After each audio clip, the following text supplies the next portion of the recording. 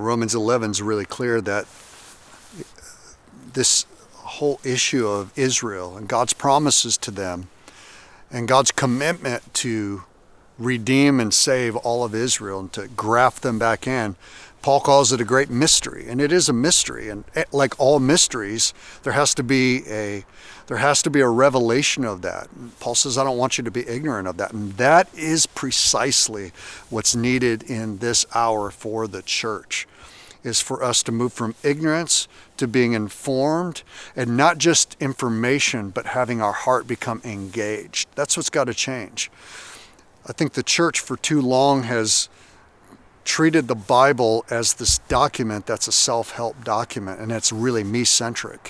When we begin to turn it around and see it the way that God intended, that it has implications for me, but God has an eternal purpose locked up in a mystery that's connected to a people and a nation and a land.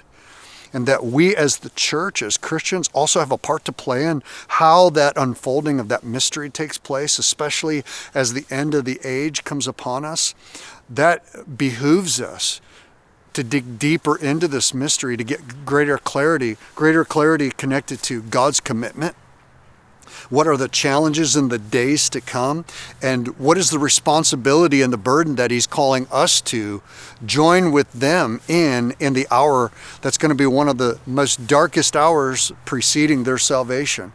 And we're called to provoke Israel unto jealousy. Well, how are we going to provoke Israel unto jealousy to love Jesus if we're not loving them well?